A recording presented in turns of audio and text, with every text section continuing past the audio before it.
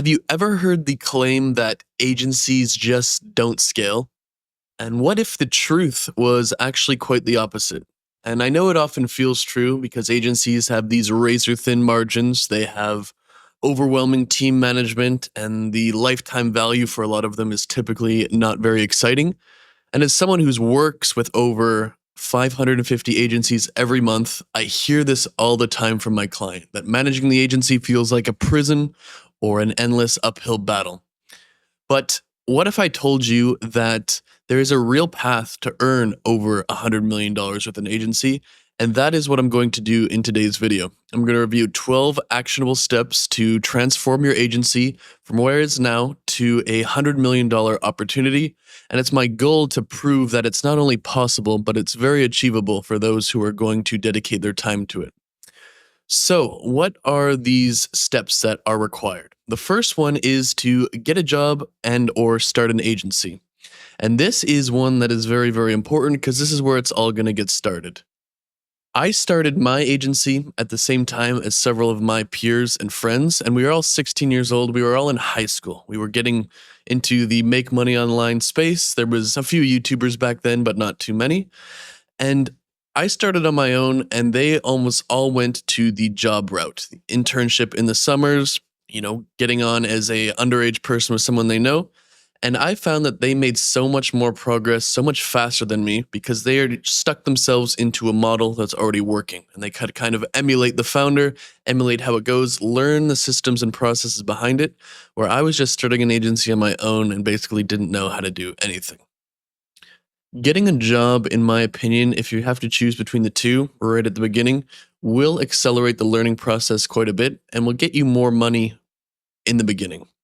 So this obviously comes with the caveat that if you get a job at a terrible agency, like you're going to learn bad habits. But if you can get one that's average or even very good, it's going to accelerate your learning process so much more. You really have to decide carefully which one you choose. And I know that some people watching this just can't get a job in the agency field. They don't have a degree. There's no one who's going to hire them in their country or whatever. So they have no choice but to go the agency route. But if you have the opportunity, I highly recommend getting a job for even a year, maybe two.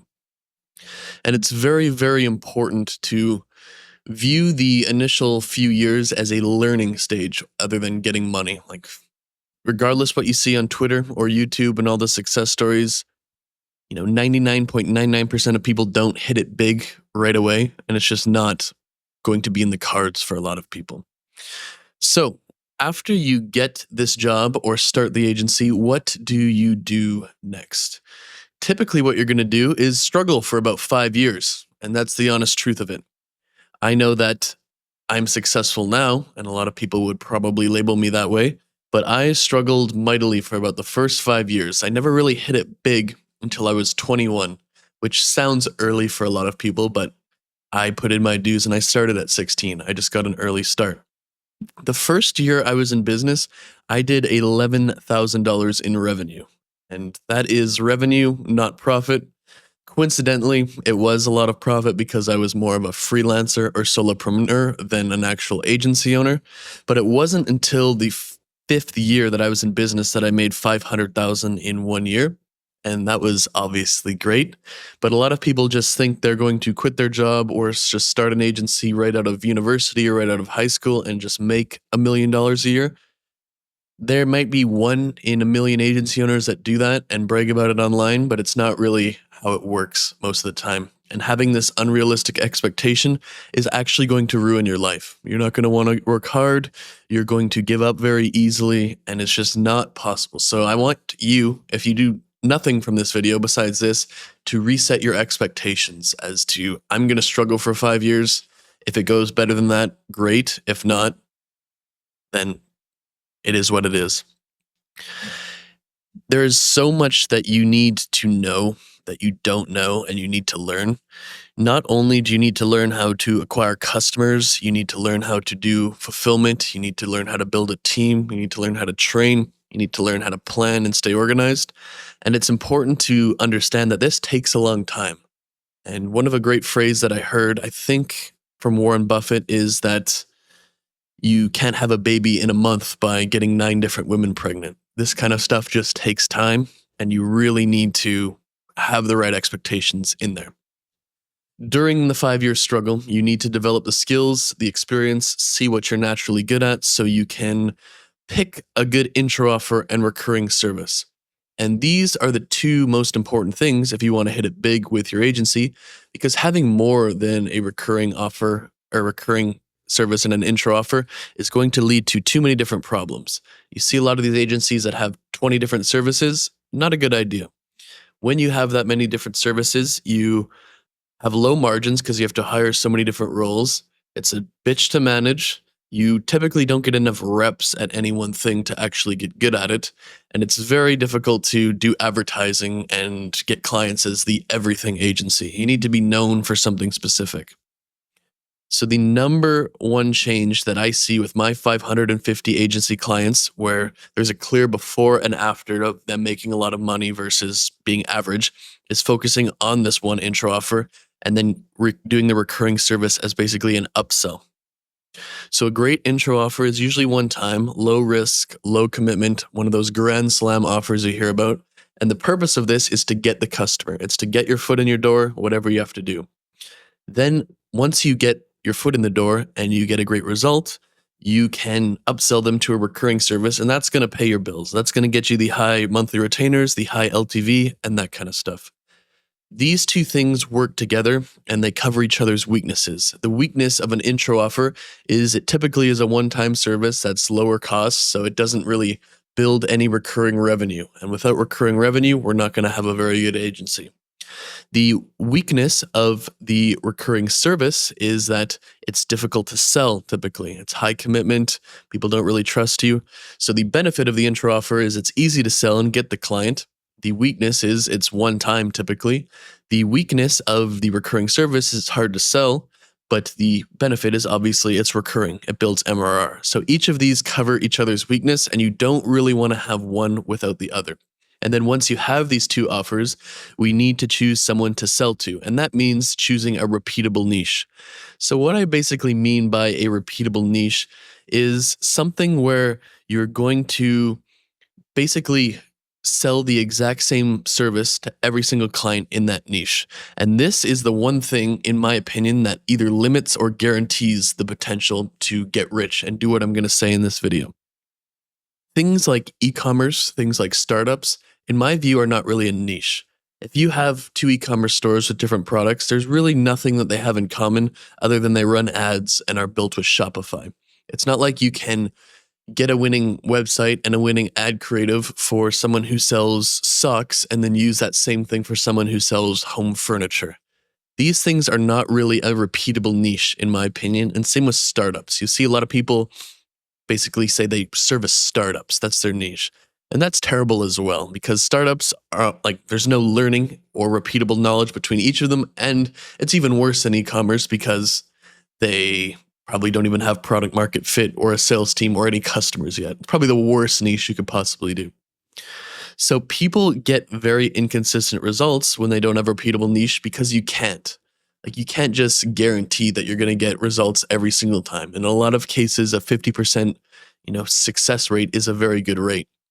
But when you have this repeatable niche, you can get repeatable results. So a repeatable niche might be plumbers or roofers or accountants or something like that, gyms, where everything is going to be the exact same. So you have your system, you have your ads that work, you have your content that works, you basically have the whole system there, and then you slap on a new name in a new city, and there you go. You can just basically duplicate it and you know it works. That is how you get repeatable results, and you need to choose a repeatable niche. And once you have this niche, what do we do with it? We do a repeatable system.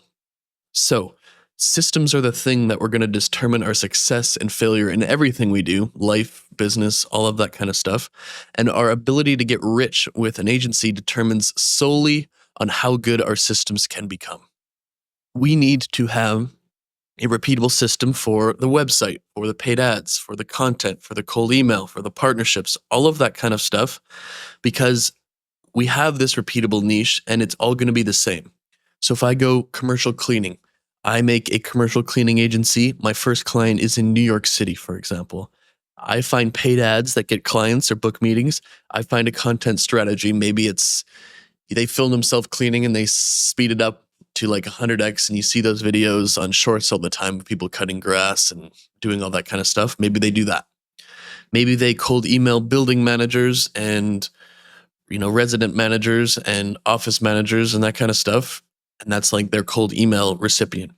Maybe they build partnerships with other businesses that, maybe they have a partnership with an HVAC company and a plumbing company and that kind of stuff, and they refer business back and forth.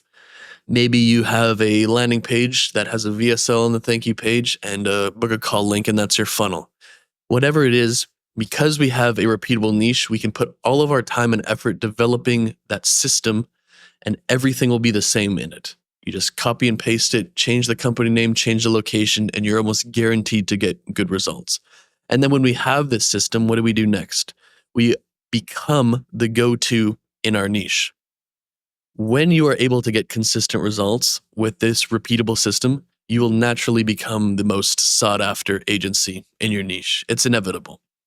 And as much as I preach about lead gen, you need to have all of your paid ads, all of your content, all of your cold emails, all of your partnerships. Many of the best agencies are booked 24/7 to capacity with referrals, and they have a wait list. It's just, if you're that good, that's what happens. There is a great verse in the Bible, and it says something along the lines of, do you see a man who's skilled in his work? He will stand before kings. He will not stand before ordinary men. And it's the same thing here. If you're that good, you're going to rise to the top. You're going to get people to find out about you. You're going to be booked. So that is very, very important, because we do that with a repeatable system. And with proper branding and proper referrals, like in this case, I am commercialcleaninggods.com or something, you'll never have to look for clients again.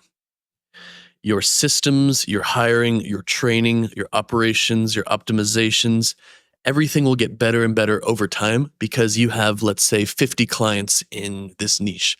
If you find something that works better for one, I have a better way of doing operations, or I have a better way of hiring and training for the commercial cleaning agency in New York. That's going to also be implemented to the commercial cleaning agency in Vegas, in Los Angeles, in Albuquerque, in Dallas, in Miami. You get the picture. And these results will compound over and over time as you learn more. And after you have become this most sought after agency in your niche, then what do? We learn operations from our clients.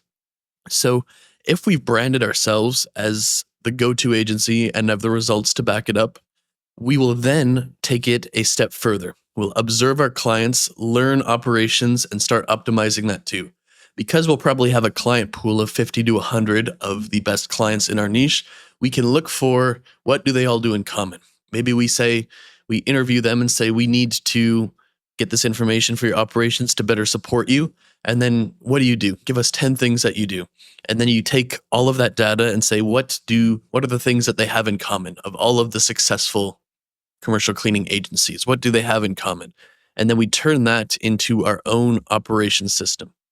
We will build systems, we'll build tech, we'll build processes, we'll build training, onboarding, all around what we've learned in terms of operations from our clients. And just like we did in previous years, instead of having to basically do a commercial agency from scratch, we are now learning operations while getting paid, just like we did previous years ago when we basically got a job to learn marketing instead of trying to figure it out on our own. And then the thing is here, what is the point of learning these operations? Because we are a marketing agency. And the point is so that we learn and know everything that we need to know so that we can buy these businesses with small business loans. And basically, we know how to do marketing, and now we know how to do operations in our niche. And now these two things are going to be 90% the same for every business in the market. If we chose commercial cleanings, like the example we're running with in this video, there's not really going to be much difference between commercial cleaning in New York versus Miami versus Fargo, South Dakota or North Dakota, versus Los Angeles versus San Diego versus Vegas versus everything. They're going to be at least 90% the same. There might be some local regulations and minimum wage things, but it's going to be the same in every market. Now we can buy these businesses in our niche and often for as little as 10% down in the United States. So if you have a business that's doing 300K per year and they sell it to you for $1 million a year, a lot of the time you only need to have 100,000 down on that, at least in the United States. And it's a little bit more complicated than that, but that's the simple version. You already prove that you know what to do. When you apply for this loan, you have the business plan, you have the results. I am the best business in this niche and I developed all these systems. It's going to be very easy when you do it to get these loans, in my opinion. You already have the plan that's proven to work. There's almost no risk. You can basically pay for the loans with the cash flow from the agency, and you can start building your empire. And once you have these business, what do? We apply our full system to each of them. We've spent years developing this system that we know works every single time. We basically will be buying very under-optimized businesses and apply it, because if they were optimized, they'd be doing millions a year, not 300,000. And we're going to get very, very large results very quick. We can skip the creation of the business. We can skip the licensing. We can skip the establishing and building the reputation part. And now we have tremendous upside because we can take our system to an underperforming business and basically instantly 2x, 3x, 5x, 10x it right away. It's very, very good to do this kind of stuff. Under-optimized business, buy, improve, huge cash flow, use cash flow to get the next business. And what do we do with all these businesses once they're performing? We roll up 10 to 20 of them in our niche. We repeat this process over and over and buy businesses that are under-optimized.